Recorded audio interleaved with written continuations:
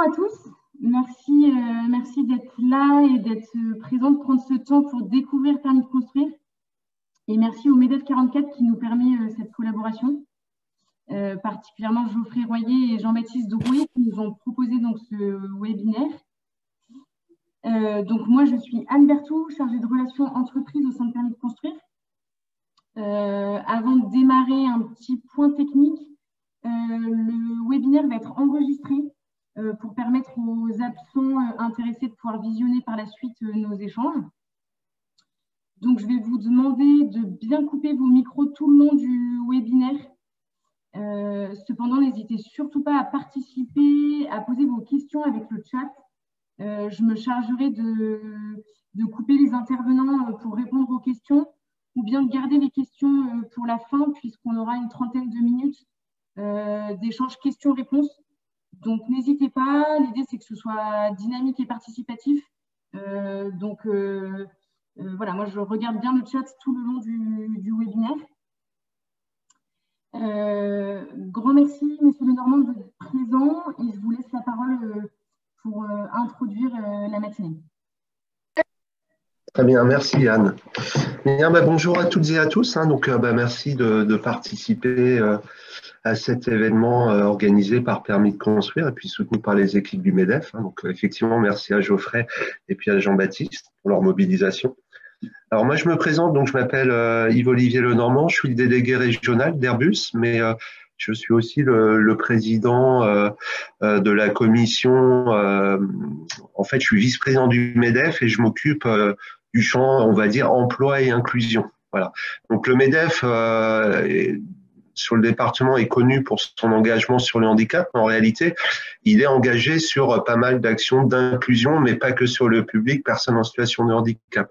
Donc la problématique des personnes sous main de justice, on s'en occupe et d'ailleurs on s'était mobilisé il y a à peu près un an, je regardais, c'était le 28 janvier 2020 puisqu'on avait participé au montage d'une opération avec Pôle emploi, le SPIP, la mission locale et puis l'association Préface pour faire découvrir aux employeurs un peu tous ces dispositifs et ça avait été suivi d'un job dating. Alors, c'était pas un job dating classique puisqu'en fait, on présentait des CV aux employeurs qui étaient en recherche de compétences. Voilà. Ce que je voulais vous dire, c'est que sur ce département, on est aussi engagé dans un programme qui s'appelle La France une chance, les entreprises s'engagent. Donc le MEDEF est un des membres, il y a plein d'autres organisations patronales. Et en fait, on travaille sur toutes les questions d'inclusion, mais vraiment sur tous les publics. Donc dans notre champ d'intervention, on a par exemple les réfugiés, les personnes des quartiers, les sous-mains de justice. Bon, voilà. Et donc, on essaie d'organiser régulièrement des opérations qui sont à base de job dating. Alors, pour un employeur, quel intérêt finalement d'essayer d'insérer des personnes qui sont passées ou sous main de justice? Pour moi, il y a deux approches. C'est peut-être beaucoup plus simple quand on est déjà un peu ouvert sur la RSE, puisque là, on a les chakras beaucoup plus ouverts sur ce type de compétences. Par contre, certains, pour eux, c'est une vraie découverte et ils ont un peu peur d'intégrer ces personnes qui sont en réinsertion. Alors, moi, je pense qu'on a vraiment on a une fenêtre de tir, c'est par rapport aux problématiques de pénurie de compétences dans certains secteurs ou dans certaines entreprises. Et là, justement, on peut mettre à disposition des gens qui vont pouvoir être formés sur des métiers qui sont en tension. Et ça, c'est un vrai plus. Et j'ai plein d'exemples, notamment dans le bâtiment. Je pense à l'entreprise Vivolume qui fait pas mal de choses en termes d'insertion de sous-main de justice. Bon, voilà. Donc ça, c'est vraiment un champ qu'il faut explorer. Bon, c'est un peu méconnu, l'insertion pro des personnes sous main de justice. Il faut quand même souligner qu'il y a un travail important qui est fait par l'administration pénitentiaire pour essayer de proposer de la formation ou même du travail pendant la détention. Finalement, c'est un peu de la prévention de la récidive. Donc, l'objectif, c'est vraiment que ces personnes puissent avoir une deuxième chance et s'insérer professionnellement. Ça va contribuer à leur autonomie, mais aussi ça va être vraiment de la prévention de la récidive.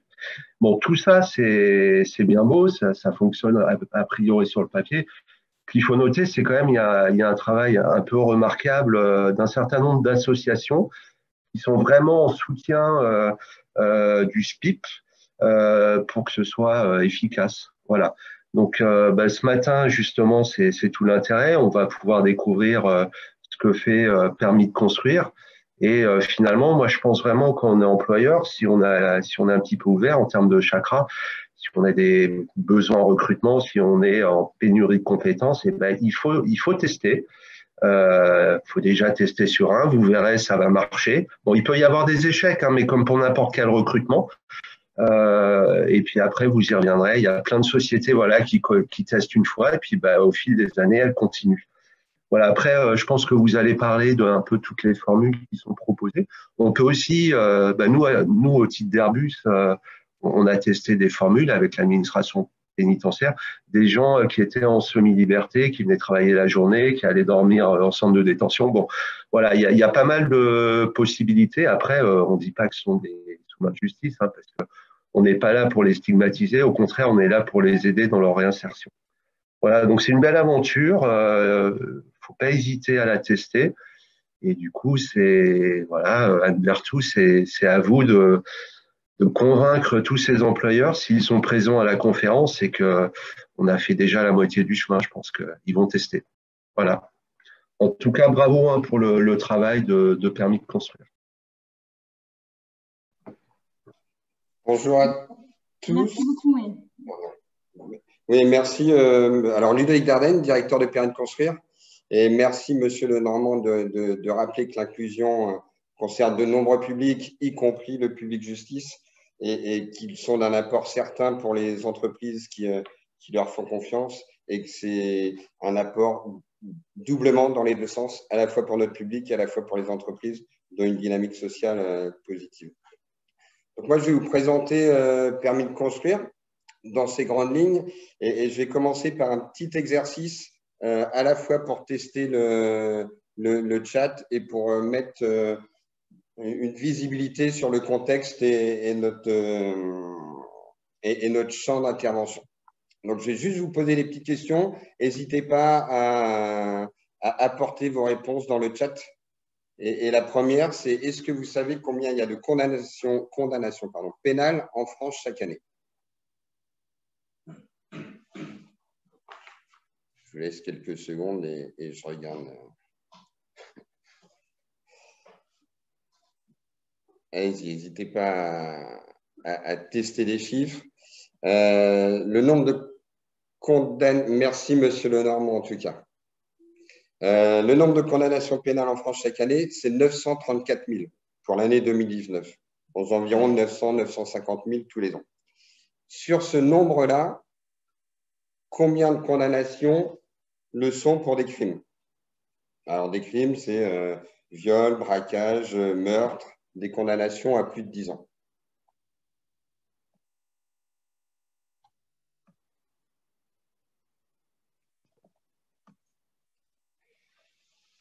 Le chat ne marche pas. 2200. Voilà. Et on voit bien le différentiel entre l'ensemble des condamnations pénales et les condamnations pour crimes. C'est-à-dire que sur l'ensemble du public justice, on est à 0,25 pour des crimes. Donc la grande majorité des personnes condamnées ne sont pas des grands criminels en puissance, mais avant tout des personnes voilà, fragilisées et en difficulté. Là, la première cause d'infraction, tous les ans, on retrouve toujours la même.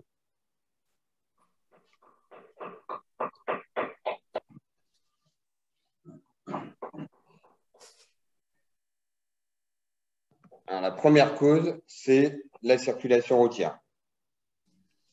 Infraction routière. Voilà. Alors, conduite en état alcoolique, accident et autres. Donc, ce n'est pas là aussi les meurtres, les viols et tout ce qui font la une des journaux. Sur l'ensemble de ces condamnations, le nombre de peines d'emprisonnement prononcées chaque année en France.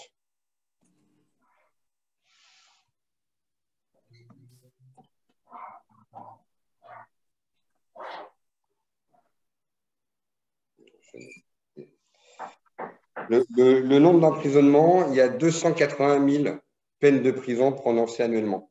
Donc, si on rapporte ça également aux 934 000, on voit bien que la justice pénale n'est pas que la prison, qu'il y a d'autres condamnations. On en parlait tout à l'heure, le travail d'intérêt général, le bracelet, le sursis avec mise à l'épreuve, et que ce public qui ne passe pas par la prison doit aussi être pris en charge, et c'est avec eux aussi qu'on peut faire un travail. N'attendons pas qu'il y ait un passage en prison pour permettre à ce public-là de saisir leur sens et d'entamer un processus de changement.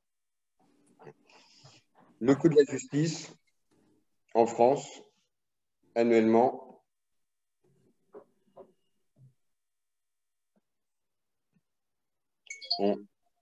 on était pour 2019 à 9 milliards.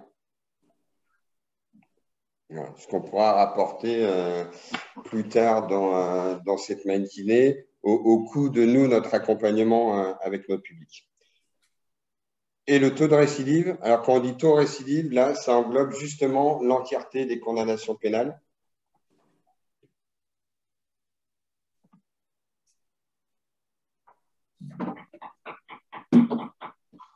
Plus de 60%, 60%. Le reste de tous les stylos, etc. qu'on avait. Merci de couper vos micros, utilisateurs de Zoom, s'il vous plaît. Le plus de 60%, ouais, il est bon. Et ça, c'est pour le public sortant de détention. Voilà, le public sortant de détention, ce qu'on appelle, nous, en sortie sèche, il a un retour en détention de près de 65% dans les 5 ans. Le taux de récidive qui englobe la totalité des condamnations pénales, donc aussi avec le bracelet et toutes ces peines alternatives, il est de 37%.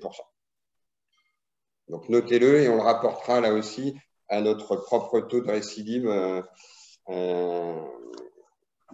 durant et après notre accompagnement. Ouais, c'était quelques chiffres pour recontextualiser un peu notre champ d'intervention et l'apport de permis de construire sur notre public. Alors, qui sommes-nous? Eh bien, nous sommes Permis de construire. Permis de construire a aujourd'hui 11 ans. Elle a été créée en janvier 2010 par ce monsieur, Cyril Maury. Alors, Cyril Maury, c'est un ancien vice-président du MEDEF, qui a été, je crois, 2 mandats vice-président du MEDEF, qui a vendu son entreprise à la fin des années 2000 et qui a réfléchi à la meilleure utilité sociale de sa fortune et de sa personne. Alors, avec sa fortune, il a d'abord créé un fonds de dotation pour soutenir les associations sur le champ de la privation de liberté et de l'isolement. Très vite, donc fonds de dotation familiale, donc très vite familialement, ils se sont dit c'est sympa, c'est très bien, c'est important ce qu'on fait de soutenir ces associations, mais que faisons-nous, nous, concrètement? Du coup, ils sont fait un petit séminaire, ils ont croisé privation de liberté et isolement, ils sont tombés sur le champ carcéral. Et donc, ils se sont dit, si c'est là qu'il faut aller, allons-y.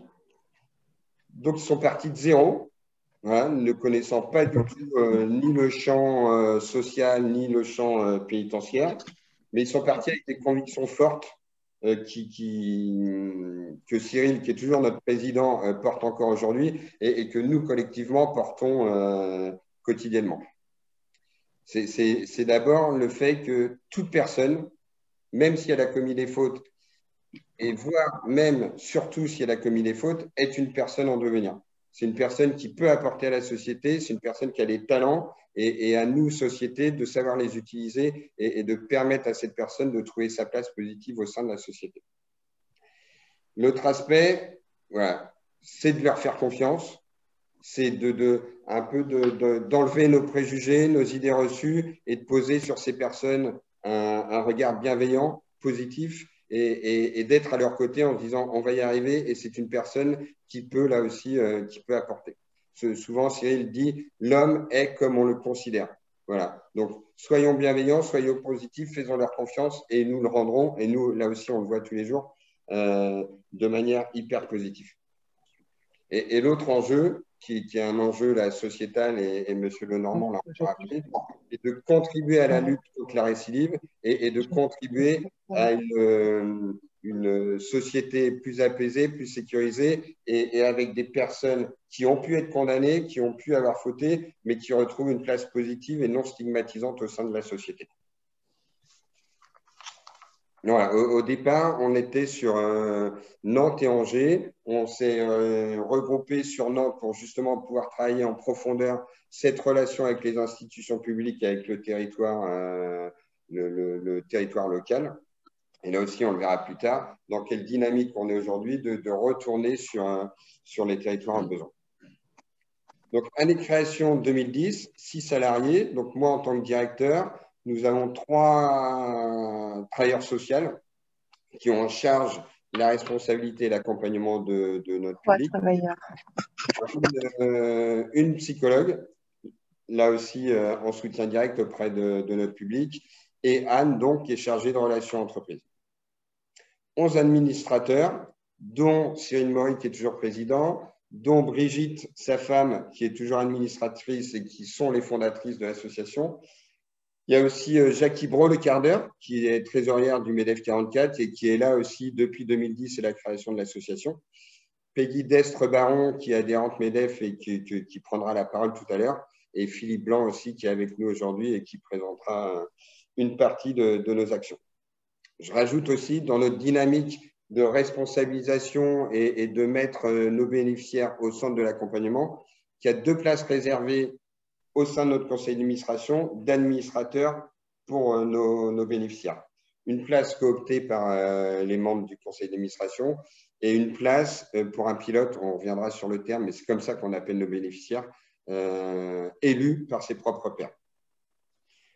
On a des salariés qui ont en charge la globalité de l'accompagnement. On s'appuie sur des bénévoles qui interviennent ponctuellement sur une spécificité d'accompagnement auprès du public. Voilà, une démarche à l'extérieur, un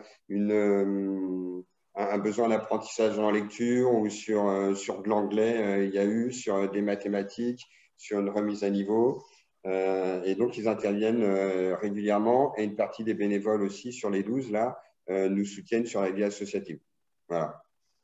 Et des coopérateurs, qui est là aussi une spécificité. Nous, on se veut un peu les fondations, mais l'objectif pour nos bénéficiaires, c'est bien qu'ils retrouvent une place au sein de la société. Et donc, dans cette dynamique-là, le premier levier, c'est que la société vienne auprès de nos bénéficiaires. Et donc, on s'appuie sur ce qu'on appelle, nous, des coopérateurs. Donc là, c'est des experts extérieurs qui viennent apporter leurs compétences à nos bénéficiaires, des coachs sportifs, des sophrologues, des coachs professionnels, psychologues, un théâtre, une architecte, qui viennent, qui travaillent avec le pilote en interne pour qu'après, on puisse faire cette passerelle vers l'extérieur. Donc voilà, une communauté permis de construire au service d'un public. Qui accompagnons-nous? J'en parlais un peu tout à l'heure, mais voilà, nous, on accompagne tout le public justice et toutes les personnes condamnées, voire en attente de condamnation. C'est-à-dire qu'on peut accueillir des personnes en contrôle judiciaire, donc en attente de jugement, qui sont accompagnées par une association partenaire et qui nous oriente ce public-là. Plus on peut faire ce travail avec ces personnes motivées et qui ont envie, plus on peut le faire tôt, plus c'est pas la réussite, mais plus l'impact judiciaire soit moindre et plus le bénéfice sera sécurisé pour la personne et la société. Contrôle judiciaire, je fais une petite parenthèse, je rappelle juste que, y compris en détention, il y a plus de 25% des personnes qui sont en détention provisoire. C'est-à-dire qu'ils sont là aussi en attente de jugement. Donc la prison ne sont pas que pour des personnes condamnées. Et en prison, il y a aussi des personnes en attente, c'est-à-dire toujours au sens de la loi, présumées innocents. Donc des personnes en attente de jugement, contrôle judiciaire, bracelet électronique, sursis, travail d'intérêt général. On va aussi en détention, bien évidemment. Et aussi une part importante, c'est là aussi les sorties sèches, c'est-à-dire les personnes qui sortent de détention sans accompagnement. Et on sait l'impact de la prison sur la personne, même si légalement, elle redevient citoyen autonome et plein de droits, comme tout à chacun, il y a nécessité pour certains de travailler sur l'apprentissage de la liberté et de sa place au sein de la société, même si, là encore une fois, légalement, elle est citoyenne pleine de droits. Nous, on prend un peu justement le contre-pied de la prison qui déresponsabilise la personne et la rend non autonome, voilà, qui peuvent être enfermés 23 heures sur 24 dans une cellule où on leur apporte à manger, où on leur ouvre la porte. Nous, on prend le contre-pied et on place la personne au centre, en pleine responsabilité d'action, de décision et de choix. L'engagement au sein de Permis de construire ne se fait que sous une seule condition, c'est la motivation de la personne. Tu es motivé à changer, tu es motivé à travailler sur toi, tu es motivé à construire un projet de vie, et bien nous aussi, on est prêt à t'accompagner, allons-y. On est indépendant de toute décision judiciaire pour que la relation soit uniquement et seulement une relation humaine et une relation d'envie de changement et d'intégration au sein de la société. Donc c'est pour ça que nous, les personnes qu'on accompagne, on les appelle pilotes, parce qu'ils sont pilotes de leur vie, de leurs choix, de leurs décisions et de leur envie de grandir et de se réaliser. Et donc à côté, c'est des copilotes, des professionnels, donc travailleurs sociaux, qui accompagnent le pilote dans tout le grandissement. 970, on a même fait les stats, et là on prépare notre com, parce qu'on est à 994, et donc on fêtera si on peut fêter ça, mais on atteindra le chiffre symbolique de 1000 personnes accompagnées à avril-mai, quoi, enfin avril début. Donc, ce qui montre quand même l'impact de l'association sur le territoire nantais et sur la dynamique impulsée auprès de ce public-là. N'hésitez pas à poser des questions et à solliciter des précisions. Donc, notre mission, notre but, c'est de soutenir ce public justice dans la construction de leur projet de vie. On ne lutte pas contre la récidive, mais on est à côté de ces personnes-là pour leur permettre de retrouver une place utile, choisie et pérenne au sein de la société. On fait ce pari-là en se disant que si on arrive à ça, si on arrive à leur retrouver cette place qu'eux souhaitent et qui est utile à la société, de facto, une des conséquences secondaires, ça sera qu'il y aura moins de récidive. Donc, si plus éthiquement, philosophiquement, nous, c'est le concept de désistance, c'est-à-dire le parcours de sortie de la délinquance, on appuie là-dessus, on travaille là-dessus, et avec ce principe que c'est la personne elle-même qui va choisir et qui va décider à la fois de sortir de la délinquance, et elle y arrivera parce qu'elle choisit et elle décide du nouveau chemin qu'elle souhaite prendre au sein de la société. C'est pour ça que pour nous, le travail et la matinée de ce matin est importante pour nous. L'emploi et l'intégration professionnelle est importante, mais notre impact social, pour mettre des mots actuels, c'est pas que ça. Et pour nous, avoir un logement décent, retrouver une vie familiale, une relation parentale top, retrouver le sourire, qui est pour nous une des premières évaluations que la personne va beaucoup mieux. S'investir, nous, il y a des personnes qui s'investissent dans des associations. Pour nous, ça, c'est aussi important. Alors, on est dans une société où on se réalise par le travail, on est dans une société où on a besoin d'argent pour manger. Donc, l'intégration professionnelle est primordiale pour nos pilotes.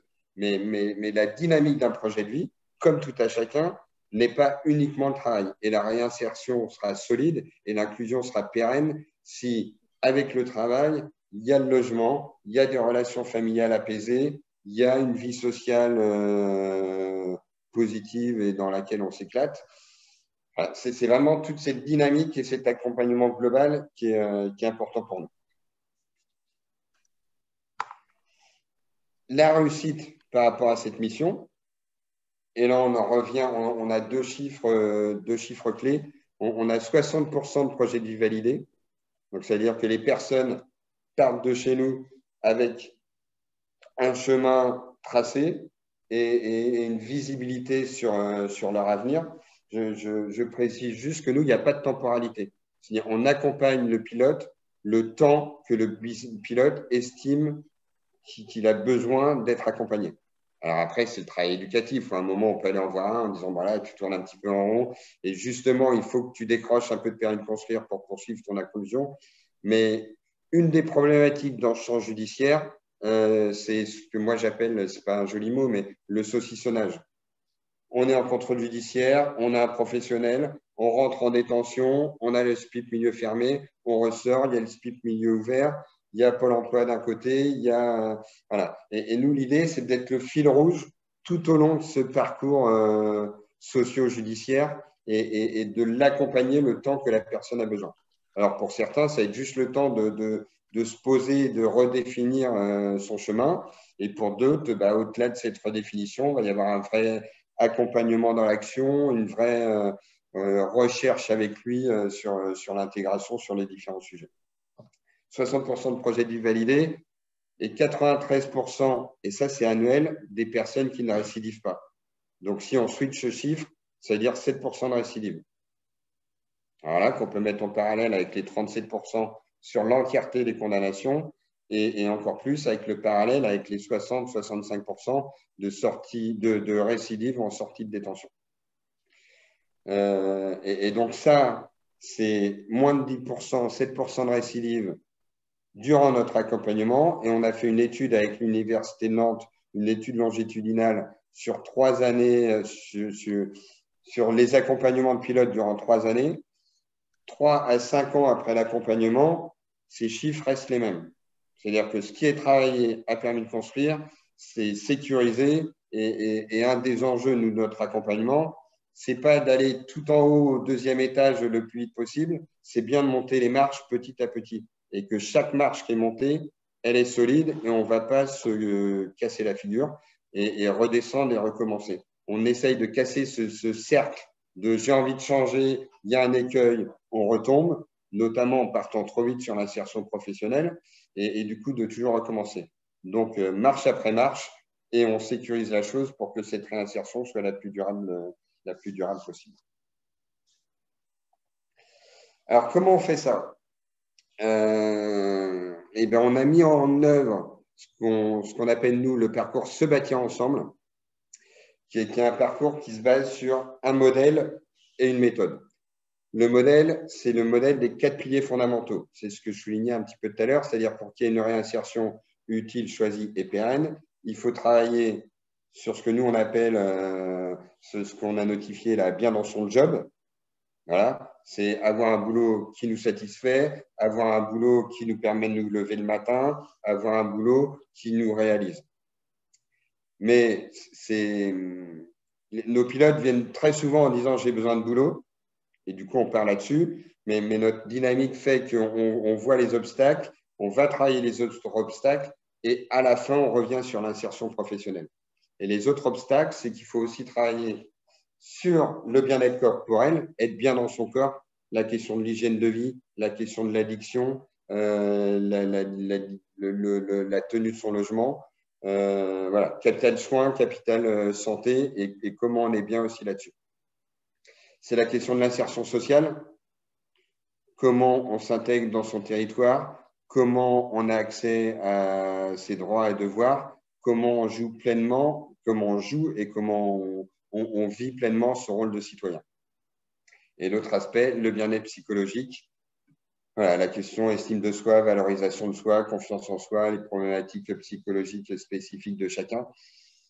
Voilà, donc c'est bien en travaillant sur ces 4 piliers qu'on va solidifier le parcours d'inclusion et qu'on va sécuriser toutes ces marches passées. Et la méthode, donc là, c'est une méthode québécoise des années 70, activation du développement vocationnel et personnel, qui là aussi place la personne en pleine centralité. On a repris de cette méthode-là les 4 phases d'accompagnement. C'est-à-dire que malgré nos structurations, chaque parcours est individualisé et chaque pilote va un peu servir dans notre boîte à outils pour se faire son propre parcours à l'intérieur et que ce soit le plus efficient possible.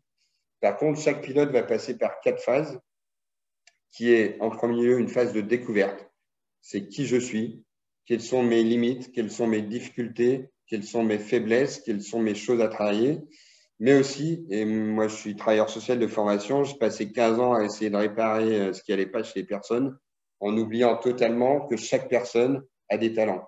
Et il faut aussi faire prendre conscience à nos pilotes de leurs talents, de leurs capacités, de leurs rêves, de leurs envies, j'allais dire, de leur folie. Mais c'est aussi s'appuyer sur ces choses-là, sur les choses positives et sur leurs possibilités qu'on va pouvoir tracer ce parcours. Donc, un temps de découverte, un temps de compréhension. Une fois qu'on a réouvert toute l'entièreté de qui on est, ben, c'est un peu remettre une unité là-dessus de quel a été mon parcours qui fait que j'en suis là aujourd'hui et par rapport à où j'en suis aujourd'hui, vers quoi j'ai envie de me diriger. Découverte, compréhension, choix, phase 3, la question du choix. C'est-à-dire que on peut avoir envie de travailler avec les animaux, mais en même temps être en plein centre-ville, retrouver ses enfants, s'insérer dans une association.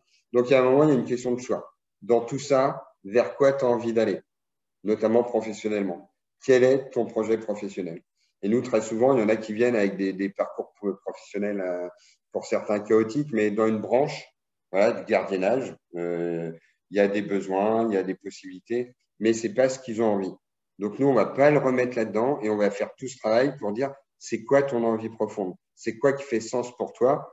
Et du coup, on va nous t'aider sur ce qui fait sens pour toi et on va te guider là-dessus. Et la dernière phase, c'est la phase de l'action. Voilà. Une fois qu'on a tout structuré, tout ça, maintenant, il faut agir, il faut y aller et se mettre en mouvement. Mais il est important de passer par ces 4 phases pour ne rien oublier, pour sécuriser tout ça et pour ne pas aller encore une fois qu'on rate une marche et que tout s'effondre. Donc, notre parcours se bâtira ensemble et Anne vous présentera le service d'orientation et d'intégration qui complète notre parcours. Voilà. Et donc, ça peut aller de 3 mois sur une problématique spécifique pour un des pilotes à plus d'1 an. Alors, quand on est à 1 an, on réinterroge la place du pilote, sa dynamique et sa place à permis de construire. Mais certains sont là depuis 2 ans, 3 ans, parce qu'il y a nécessité, parce qu'il y a un projet qui est survenu, une problématique profonde qui est survenue. Et donc, on ne lâche jamais le pilote. Et très souvent, ce que je leur dis, c'est tant que tout va bien, vous n'avez pas besoin de nous.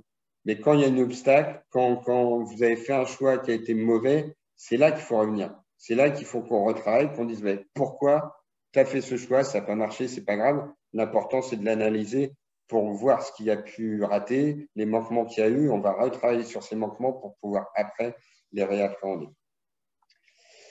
Concrètement, on s'appuie sur de l'individuel et du collectif. L'individuel, c'est des copilotes qui ont en charge l'accompagnement global et tout le parcours de la personne au sein de Permis de Construire. Je veux bien que tu passes à la slide suivante, Anne, s'il te plaît. Donc, un copilote avec un rendez-vous hebdomadaire avec le copilote. Et du soutien renforcé. Donc, ça, c'est des coopérateurs, donc les personnes extérieures qui viennent. Voilà, un pilote qui va passer le permis, montée de stress, et peut-être que là, tu peux te saisir d'Emmanuel, qui est notre sophrologue. On te fait 2-3 séances pour au mieux appréhender cette problématique-là. Des coachs professionnels, des parents entrepreneurs, on en parlera tout à l'heure, qui viennent soutenir individuellement le pilote dans son processus de parcours professionnel. Donc là, c'est le copilote qui va aller chercher le soutien renforcé au moment T et au moment important et nécessaire pour le pilote. Donc l'individuel important et du collectif. Vivre en société, c'est vivre en collectif. Donc il y a nécessité aussi de faire ce travail en interne à Permis de Construire. Et donc on s'appuie beaucoup sur le collectif pour faire une sorte de microcosme de la société et appréhender notamment les savoir-être dès le démarrage du parcours au sein de Permis de Construire. Donc, des ateliers socio-éducatifs. Donc là, c'est des ateliers facultatifs, c'est-à-dire il n'y a pas d'obligation à venir. C'est vraiment un choix personnel du pilote qui va pouvoir venir sur des temps d'informatique, des temps de remise en forme, des temps là du jardin. On a un jardin et du coup, là, on le remet en œuvre. Donc, c'est des temps clairement socio-éducatifs qui permettent de réappréhender la vie en groupe, de réappréhender d'être à l'heure, d'être dans un relationnel adapté, de monter en compétence sur des choses primordiales. Voilà, la fracture numérique, et là, avec le Covid, on l'a senti. Donc, c'est comment aussi on développe son outillage propre là-dessus. C'est jamais de l'occupationnel. Chaque pilote qui vient à un temps, que ce soit individuel ou collectif avec permis de construire, vient avec un objectif précis. On a développé un logiciel, ce qu'on appelle le LEAP, logiciel d'évaluation et d'accompagnement du pilote, où le pilote s'inscrit à une activité et valide quel objectif il va travailler durant cette activité. Voilà. Donc, atelier socio-éducatif, grosso modo, il y en a un par jour, et des modules formatifs sur chacun de nos piliers, où là, on va travailler en groupe fermé, et là, avec un engagement sur une période de 1 mois pour les parcours intensifs à 2 mois et demi, 3 mois, une problématique spécifique à travailler. Donc là, c'est des ateliers de 2 heures par semaine, voire pour booster sa candidature 2 fois 2 heures par semaine, où là, c'est de l'intensif avec là aussi une quinzaine de séances, des objectifs pédagogiques sur chaque séance qui permettent de faire ce parcours à DVP sur une problématique particulière. Et donc, on a 6 modules formatifs. Les soins pour soi, sur l'approche bien-être corporel. Voilà, où là, on travaille l'addiction, on travaille… il y a une socio-esthéticienne sur l'hygiène et l'apparence, une alimentation alimentaire, qui est aussi une grosse problématique pour notre public. 2 parcours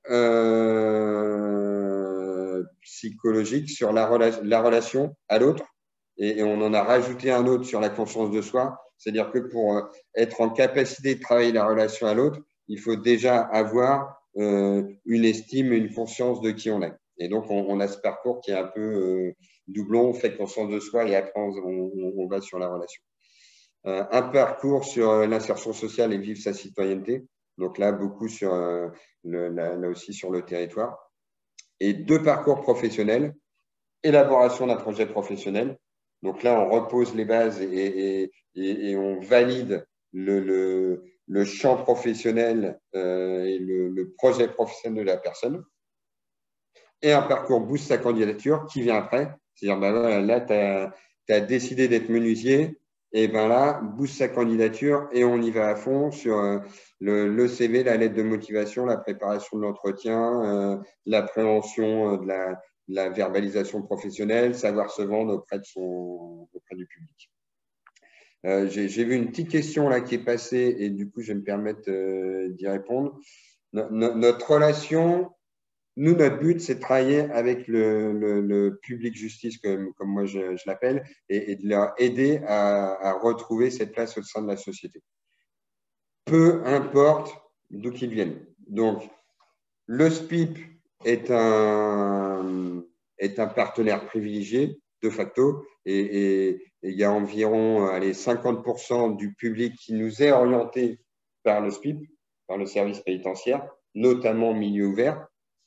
Mais de plus en plus, on travaille avec les centres d'hébergement. Nous, on se place en pleine complémentarité des acteurs du territoire.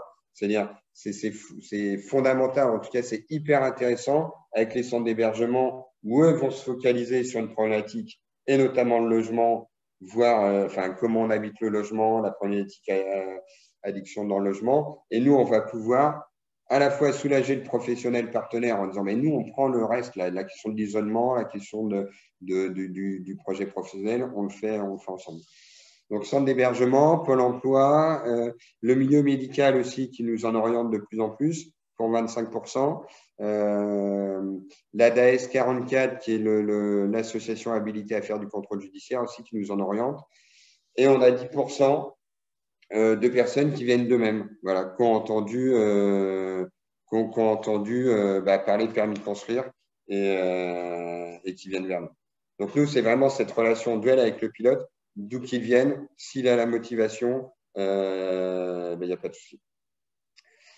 Voilà, je vous ai présenté Permis de construire. Ce qu'on s'est dit, c'est que le mieux, c'est que ce soit un pilote qui vous explique ce qu'il vit à Permis de construire et comment il vit à Permis de construire. Et donc, on a la chance d'avoir Steven avec nous qui va vous présenter ce qu'il vit et ce qu'il fait à Permis de construire.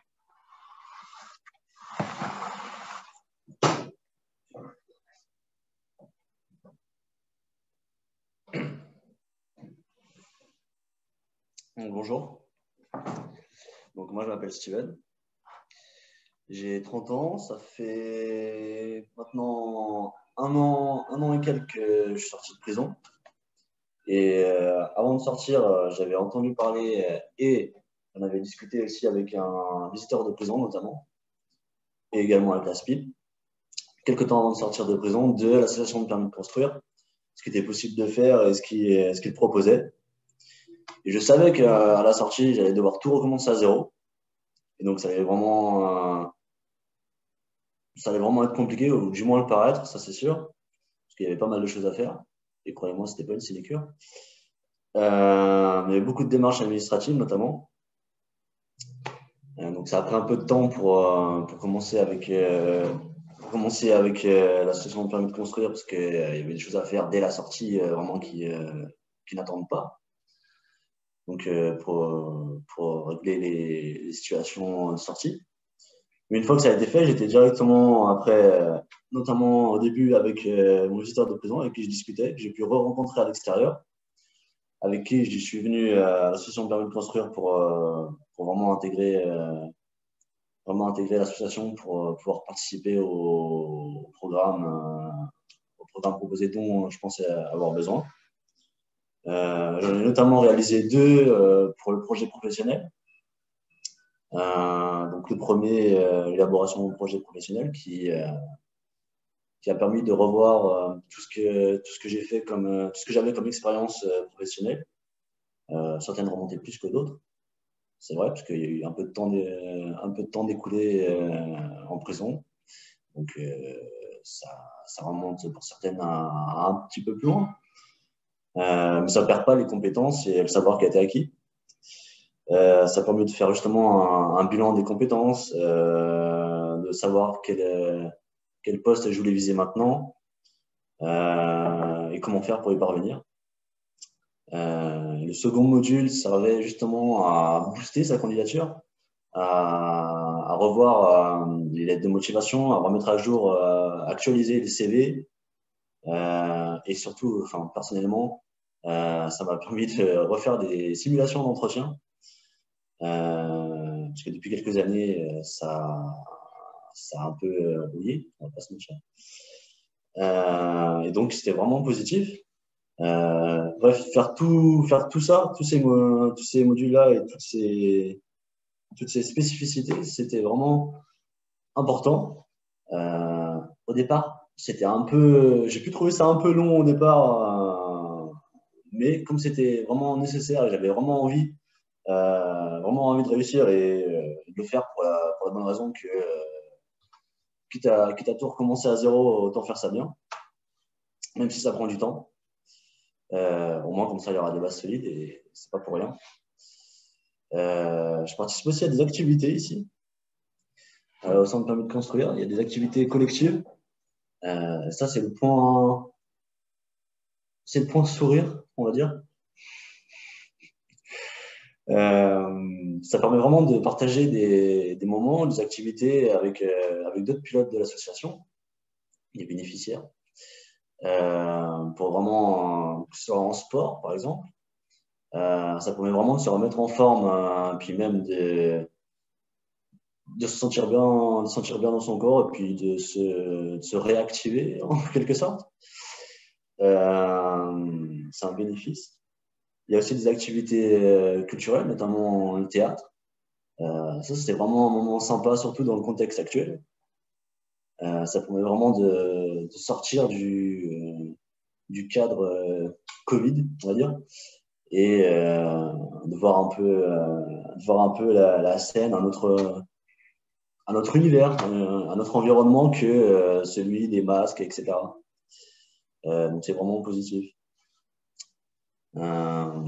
Toutes les semaines, je suis suivi à l'association par une copilote.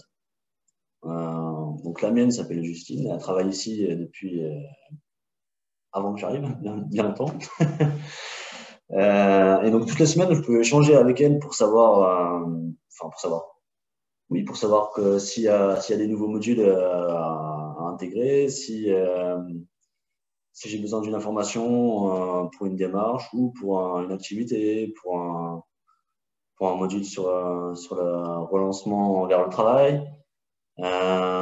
C'est vraiment un truc un suivi constant en fait, qui permet de pas se dire ah bah j'ai fait ça avant, ça maintenant, donc qu'est-ce que je vais faire après? Non, maintenant il n'y a pas forcément à se poser la question, ça vient naturellement et on peut échanger sur des questions qui nous travaillent sur ce genre de sujet.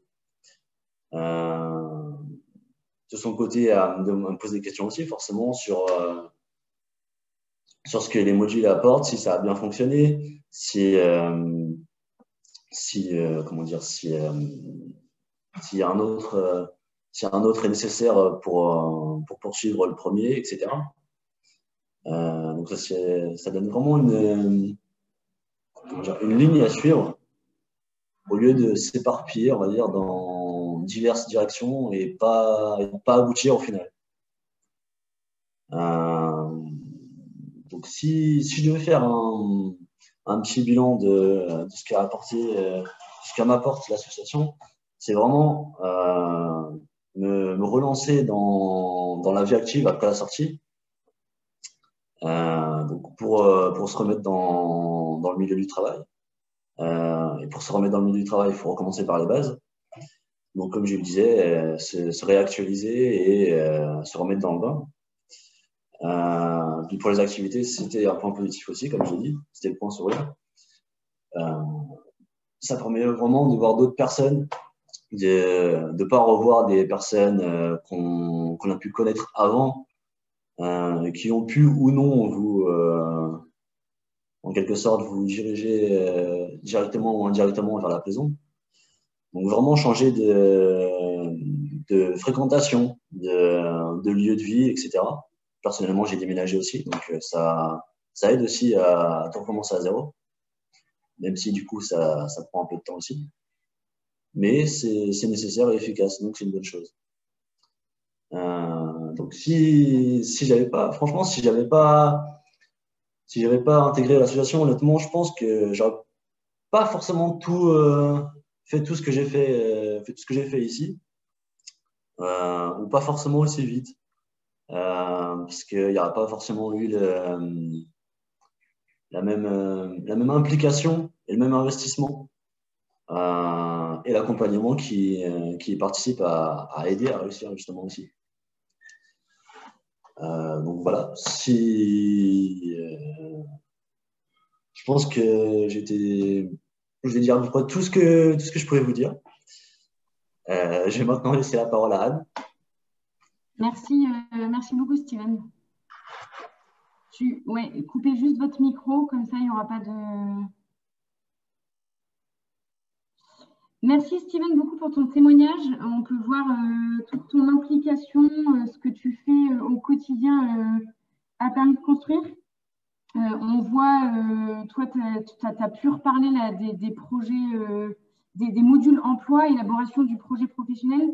Boost ta candidature où tu as pu valider ton projet, tu as été parrainé par une personne de l'entreprise. Voilà, on voit que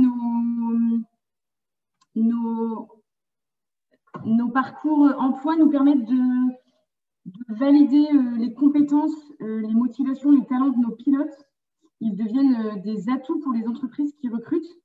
Et donc, en septembre, on a lancé notre service d'orientation et d'intégration dans l'emploi, ce qu'on appelle le SOI, qui a un double objectif de permettre de créer la relation entre nos pilotes éloignés de l'emploi qui rencontrent des freins à l'accès à un emploi durable et les entreprises locales en recherche de talents, donc de répondre à ce double enjeu. Et comment notre soin il est structuré, on propose aux entreprises des personnes qu'on connaît individuellement. Ça fait au moins 6 mois qu'on les accompagne. On a pu observer chez elles une réelle motivation, on a pu valider le projet professionnel. Et ensuite, on peut faire cette mise en lien avec notre entreprise partenaire.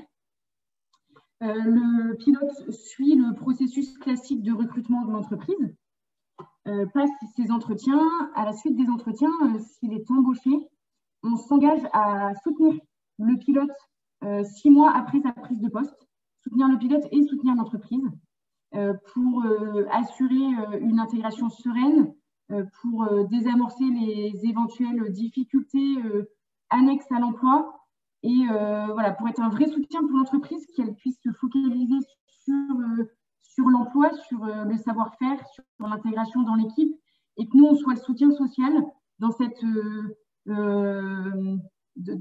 réinsertion dans l'emploi pour nos pilotes. L'idée, l'objectif, c'est d'aboutir sur un CDI à la fin et de signer un CDI. Pour les 6 mois d'intégration en entreprise, on propose aux entreprises de signer 2 CDD de 3 mois. Et à minima, on intervient au début, au milieu et à la fin des 6 mois en tripartite, donc avec l'entreprise, le pilote et nous, pour justement ce soutien, ce suivi et que l'entreprise ne se sente vraiment pas seule dans cette réinsertion professionnelle. Aujourd'hui, on a une vingtaine d'entreprises partenaires. N'hésitez pas à rejoindre nos entreprises partenaires du SOI. Nous, on travaille vraiment sur le projet professionnel du pilote et donc à chaque pilote, un projet professionnel spécifique. Donc, plus on a d'entreprises variées, au mieux on va répondre aux besoins de nos pilotes et aux besoins des entreprises.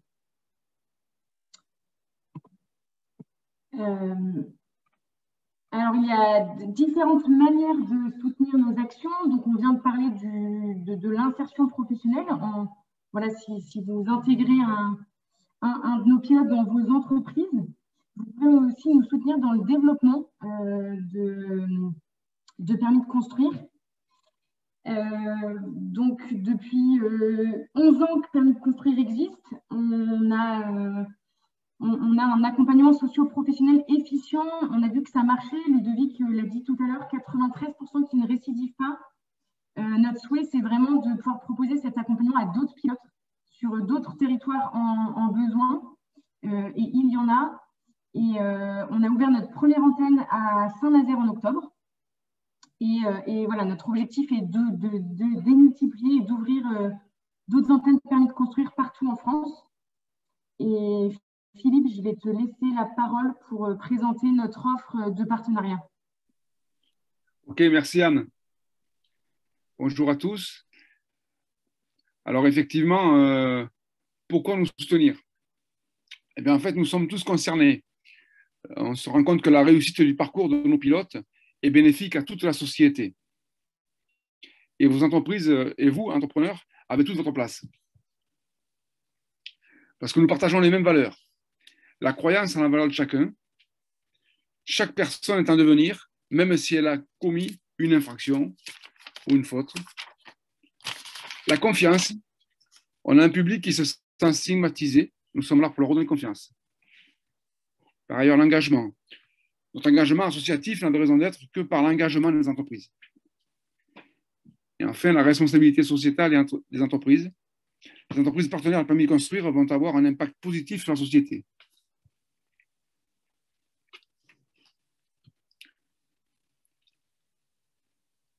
Le slide suivant, s'il te plaît, Anne. Voilà, donc nous avons imagé en termes de besoins de permis de construire, quels sont nos besoins pour accompagner les pilotes et pour développer nos antennes.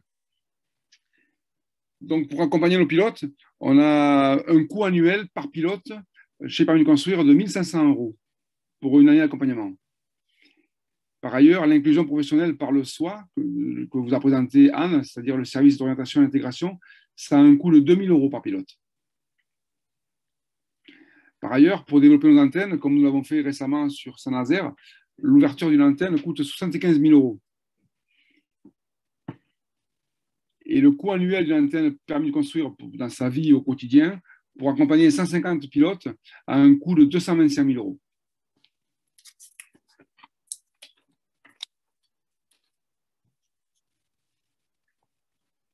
Donc, les dons versés à permis de construire ouvrent droit à la réduction d'impôt de 60%, dans la limite des 0,5% du chiffre d'affaires. Et lorsque cette limite est dépassée, donc, au cours de l'exercice, la réduction d'impôt peut être étalée sur 5 ans. Donc, on vous a mis quelques exemples de dons. Si vous versez 1 500 €, vous déduisez 900 € et votre coût réel est de 600 €. Pareillement, si vous versez 10 000 €, vous déduisez 6 000 € et le coût réel pour l'entreprise est de 4 000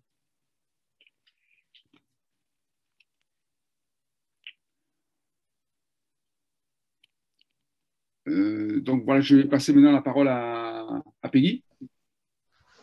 Bonjour à toutes et à tous. Donc Peggy Détré, je dirige une agence de communication qui s'appelle Fin août début septembre à Nantes. Je suis membre du MEDEF 44 et de l'atelier notamment RSE et je suis également membre des DERO, dirigeants responsables de l'Ouest. J'ai rejoint le conseil d'administration de Permis de construire il y a quelques mois et je voulais juste en fait vous partager les raisons qui m'ont poussé à rejoindre Permis de construire.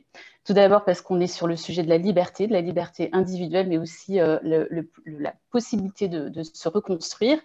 C'est un sujet sensible, difficile, mais c'est aussi un sujet en fait qui nous oblige à nous ouvrir et puis à quitter aussi nos idées préconçues. C'est un sujet où l'humanité est là, voilà, elle est très importante. Mais en fait, ce qui m'a convaincue, en premier lieu, c'est l'énergie en fait de l'équipe de Permis de construire. Vous avez entendu Ludovic et Anne.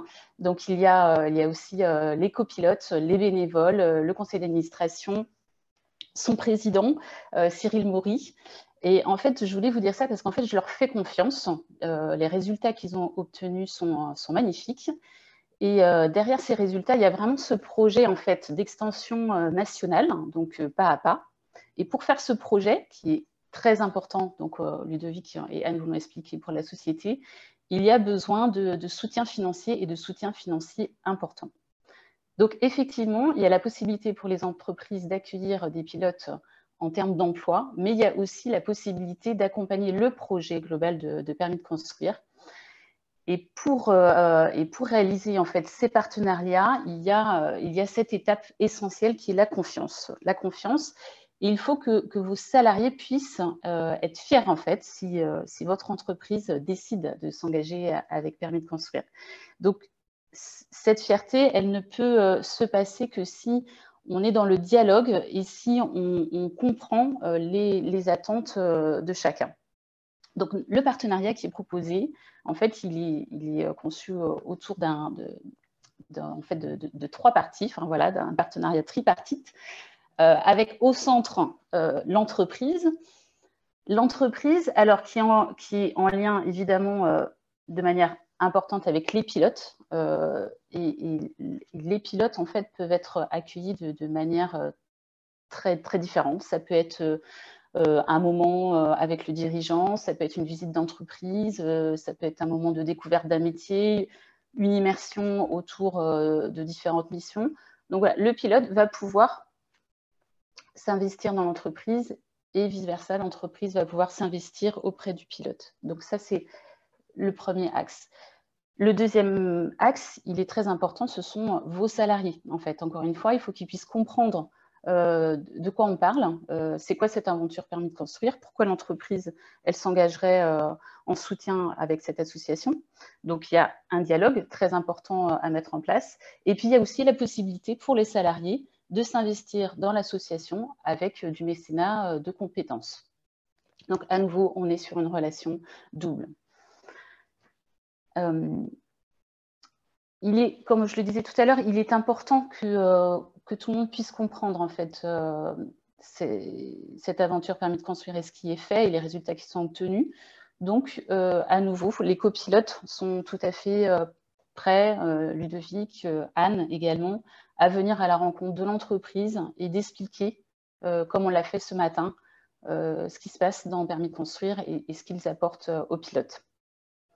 Et bien entendu, l'entreprise est valorisée par Permis de construire au niveau de la communication. Donc, il y a beaucoup de communication qui est mise en place au niveau de l'association, que ce soit par des newsletters, au niveau des réseaux sociaux et au niveau de beaucoup de conférences telles que celles que nous avons aujourd'hui.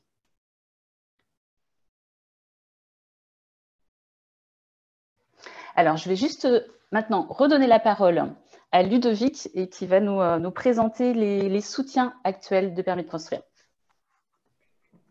Oui, je vais aller très vite et remercier, alors j'en profite encore une fois pour remercier le MEDEF 44 là, pour cette matinée et juste remercier nos partenaires financiers. Nous, ça fait 11 ans, on a beaucoup vécu grâce aux fondations. Donc, merci à la Fondation M6, à Après-demain, au Champ des Étoiles, à Velut qui nous soutiennent encore cette année. Et notre objectif, c'est pour les antennes départementales sur chaque territoire, de sécuriser notre modèle économique avec à la fois un soutien des pouvoirs publics, parce qu'on fait une mission d'intérêt général et qu'il y a nécessité que les pouvoirs publics nous soutiennent. Et là, ils nous soutiennent avec le ministère de la Justice, le FIPD, la préfecture, le département, la région. Là, on est dans les locaux de la ville.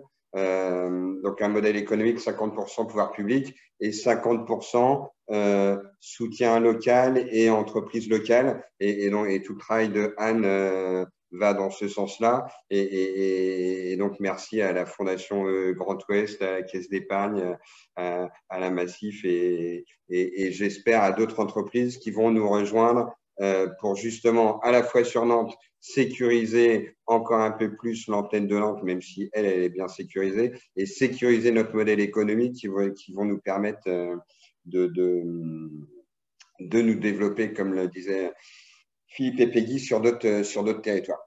Et au-delà du financier, mais merci à chacun là, des partenaires sur la relation. C'est vraiment une relation partenariale. On n'est pas que sur vous me donnez un chèque et autres, mais la question du sens et comme le disait Philippe, des valeurs est primordiale et avec nos partenaires financiers, c'est aussi cet engagement mutuel sur la question du sens et de notre mission première. Et nos partenaires, voilà, la ville de Nantes, le théâtre, l'autre marché, les éco-solides, de Cidelat, qui sont les acteurs là, actuels qui travaillent avec nous en tant que coopérateurs pour toujours être sur cette démarche d'inclusion du public justice au sein de la société. Et juste pour petit rappel, on est membre actif de 3 fédérations. On a oublié là, de mettre la Fédération des acteurs de la solidarité, mais qui est important pour nous. Citoyens et Justice et la Farapège. Et on est aussi membre en local des éco-solides. Voilà, donc c'était juste pour faire un grand merci à tous nos partenaires. Enfin voilà, nous on fait un boulot, on a un bon outillage, mais si on n'a pas de partenaires, à la fois opérationnels et financiers, on ne peut rien faire de tout ce qu'on fait. Donc merci beaucoup. Donc vous pouvez à nouveau le constater, Permis de construire, c'est aussi une dynamique très importante au niveau du territoire. Et cette dynamique, elle est là grâce à l'enthousiasme, mais aussi à la rigueur de cette association.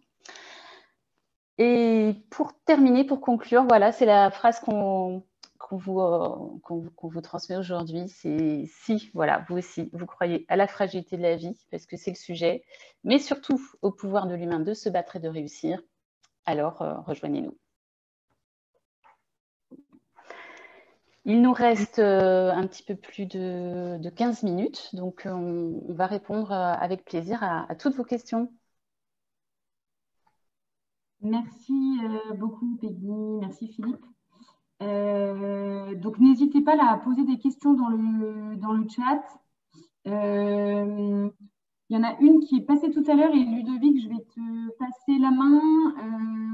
Où tu peux peut-être parler de la stratégie d'essaimage. La question de Hélène, sommes-nous intéressés pour développer dans le sud de la France?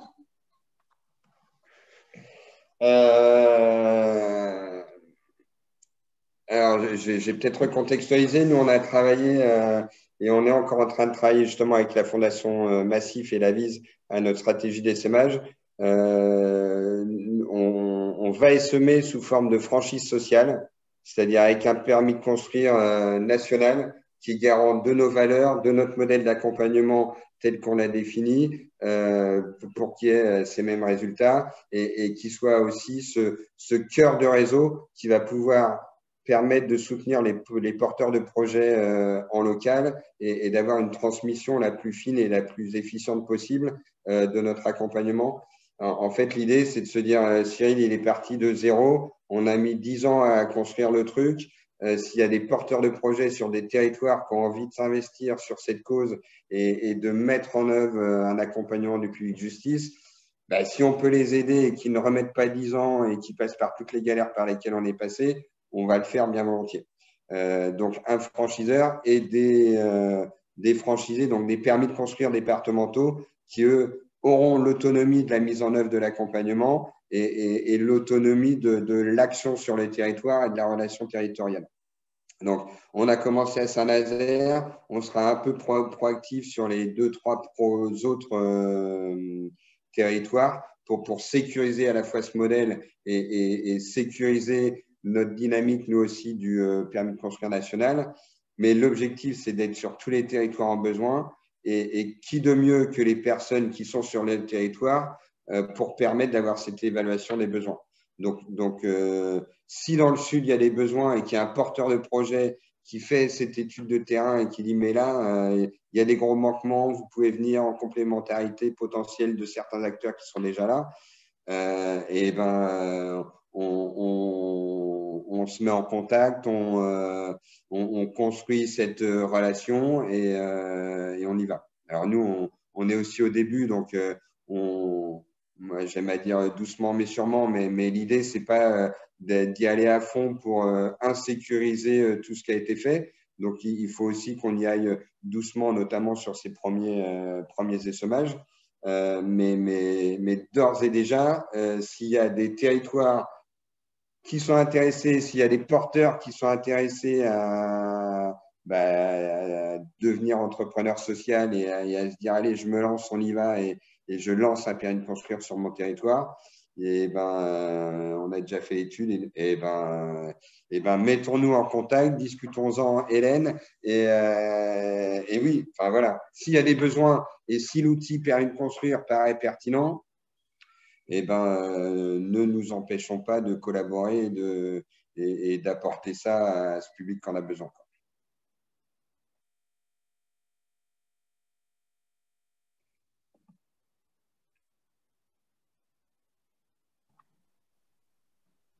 Alors, y a-t-il des structures similaires à la nôtre en France et à l'étranger? Je me permets là aussi, Anne. Oui, très bien. Il y a de belles assos et de grandes assos qui s'investissent sur ce champ-là, mais beaucoup sont sur le champ de la prison.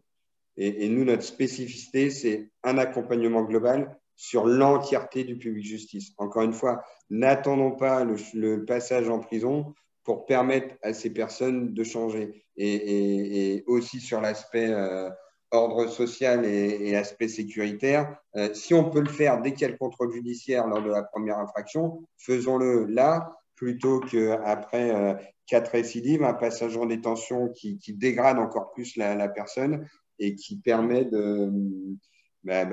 qui demande un travail de réinsertion encore plus fort. Donc oui, sur Paris, il y a Wake Up Café, sur Bordeaux, il y a Excalibur, sur Lyon, il y a Possible, sur Marseille, ils font un super truc là avec les beaux mecs et un restaurant pour les sortants de détention. Et là, encore une fois, nous, on se place en pleine complémentarité de ces acteurs-là, qu'on connaît bien, qu'on croise régulièrement et avec qui on se fait des forces-faiblesses là et des SWOT pour savoir comment on peut être complémentarité sur tous les territoires. Donc, il y a d'autres assos, mais notre spécificité, et là, nationalement, jusqu'à aujourd'hui, j'en ai pas vu d'autres, c'est entièreté du public, justice et accompagnement global dans un soutien, et comme l'a très bien dit Steven, assez renforcé dans une mise en action plus que régulière, quoi, quotidienne. Et on a fait un pas, quel est le prochain et autres. Ludovic, notre question, est-ce qu'on a un dispositif spécifique pour les jeunes, 25, 30 ans, voire moins, comment on les accompagne? On n'a pas aujourd'hui de programme spécifique. Après, notre évaluation a montré que sur les 18, 25, voire 30, suivant le profil, c'est pas là qu'on est le plus efficient avec ce public-là, parce qu'ils sont beaucoup dans l'instantanéité et nous, on est quand même en mode projet. Donc, il y a une nécessité de projection sur le futur avec la question des jeunes. Voilà, moi, je me fais avoir, entre guillemets, mais ils viennent, ils disent ah, c'est super, je m'inscris à ça, je fais ça, je fais ça. Et puis, ils retournent dans leur quotidienneté. Et c'est très souvent le dernier qui a parlé qui a raison, donc ils nous oublient très vite. Donc, on ne va pas faire d'action spécifique. Par contre, on est en train de travailler à un renforcement de notre accompagnement. C'est-à-dire que notamment sur le premier trimestre, sans doute qu'il faut plus d'individuels, c'est-à-dire créer vraiment cette relation avec le jeune. Donc, peut-être 2 rendez-vous par semaine, moins insister au démarrage sur le collectif qui amène une autre dynamique, mais vraiment consolider cette relation avec le jeune dès le démarrage pour que, parce qu'ils ont envie, ils ont cette motivation à changer. Après, voilà, c'est une question de projection qu'il faut pouvoir établir au plus vite. Mais voilà, l'idée, nous, c'est pas de faire de spécifications, mais plus des renforcements de notre action suivant les profils. Mais ce qu'on fait déjà un peu individuellement, où les copilotes, on a des réunions de synthèse assez régulières pour adapter chaque parcours. Voilà, nous, il y a certains pilotes qui vont pouvoir faire 2 fois élaboration du projet professionnel parce qu'il y a nécessité et que ce n'est pas un problème.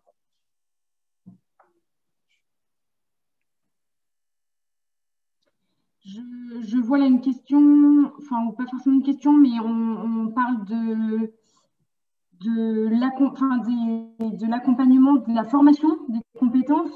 Là, oui, nous aussi, on a des partenaires et on travaille vraiment là-dessus parce qu'on a des pilotes qui ont un projet spécifique défini, ils veulent faire ça, ils n'ont pas forcément aujourd'hui le diplôme, les compétences, le savoir-faire, etc.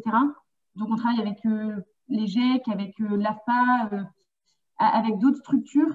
Et donc, c'est pareil, hein, n'hésitez pas, si vous êtes une structure de formation, si vous à relayer aussi là-dessus. Nous, on a des besoins pour nos pilotes à ce niveau-là pour les former et pour les remettre dans l'emploi. Juste pour compléter, le SWA qu'a présenté Anne, c'est notre modélisation, ce qui nous paraît opportun du côté du pilote, voilà, d'accès à un CDI, un vrai accompagnement de notre côté. Après, et comme le disait M. Lenormand au départ, notamment sur les branches en tension, nous, on est aussi dans cette dynamique de travail en partenariat. Enfin, je pense là au monde de l'informatique, où nous, oui, on peut développer les savoir-être, les savoir-faire, c'est au sein de l'entreprise. Après, si les entreprises se disent il y a besoin de formation, il y a besoin de développer, et ben là aussi, posons-nous autour d'une table et voyons comment on peut construire entre l'intégration dans l'entreprise et notre parcours se bâtir ensemble un temps de formation professionnelle. Et là, je vois la fondation M6 là, qui me fait penser à Code Phoenix, mais qui, eux, ont un programme de formation au codage pour des détenus. Ben voilà, on peut aussi construire des spécificités formatives suivant les branches et suivant les besoins du territoire. Donc, c'est au-delà de la présentation qu'on a fait du SWA, c'est comment dans la spécificité de votre branche professionnelle, dans la spécificité de vos problématiques emploi, comment aussi on peut construire cette relation et ce parcours pour le pilote et pour vous.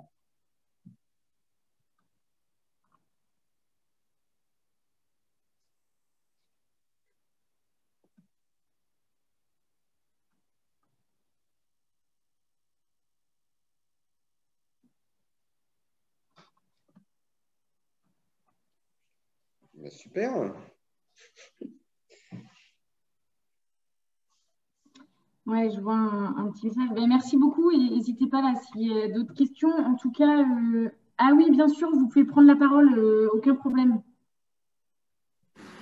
D'accord, merci beaucoup Anne, merci à tous pour votre présentation. Juste moi, un mini témoignage si possible. Je suis Marine Orange, je travaille à la fondation du groupe M6 et on a le plaisir de soutenir Permis de construire depuis 3 ans. Et juste un témoignage à destination des entreprises, puisqu'au sein du groupe M6, on emploie nous-mêmes des personnes qui ont un épisode carcéral. Donc ça fonctionne. Il faut adapter certaines choses, mais ça fonctionne. Et on va mettre en place prochainement un petit module de découverte de l'entreprise qui vise à familiariser le public avec les codes de l'entreprise et qu'on aimerait transposer à d'autres secteurs d'activité. Donc voilà, si jamais certains ont envie d'échanger avec la Fondation sur ces questions de réemploi, c'est tout à fait possible pour justement vous prouver que ça fonctionne. Et voilà, le SOA, c'est vraiment un très bon vecteur pour y parvenir. Et voilà, on est très fiers de soutenir Permis de construire depuis 3 ans. Donc, je vous laisse, voilà, vous n'hésitez pas à contacter Anne, elle vous donnera toutes les coordonnées si vous avez envie d'échanger ensemble sur ces sujets emploi des personnes détenues au sein de vos entreprises. Merci beaucoup, Marine. Pour le témoignage et pour le soutien important pour nous. Je vois là, dans la discussion, bien sûr, n'hésitez pas, vous avez tous mon adresse mail et mon numéro. Donc, c'est aussi l'idée, n'hésitez surtout pas pour qu'on puisse, par la suite, après cette présentation de Permis de construire, discuter, échanger en individuel. Moi, je suis vraiment disponible pour ça, donc vous n'hésitez pas. J'ai vu passer que ce soit pour le mécénat de compétences, pour les parrainages dans nos modules emploi, pour le SOA, pour du partenariat financier. Voilà, vous n'hésitez pas, on peut aussi faire une rencontre individuelle suite à nos échanges de ce matin.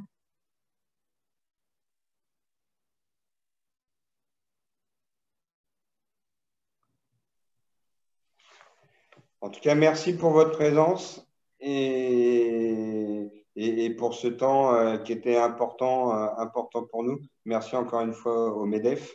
Et je vais redire comme Anne, mais n'hésitez pas à revenir et construisons ensemble et imaginons encore des solutions dans l'intérêt de notre public et dans l'intérêt de la société, des entreprises dans leur globalité. Je te laisse clore peut-être, Anne. Oui, ben, en effet, voilà, s'il n'y a pas d'autres questions, on est parti pour démarrer la journée. Merci à chacun d'être venu. Merci pour vos questions et à très bientôt en physique, j'espère. Et merci encore au MEDEF 44 qui nous a permis ce temps. Avec plaisir et merci à vous et merci à tous les participants. Merci Geoffrey. Au revoir. Au revoir.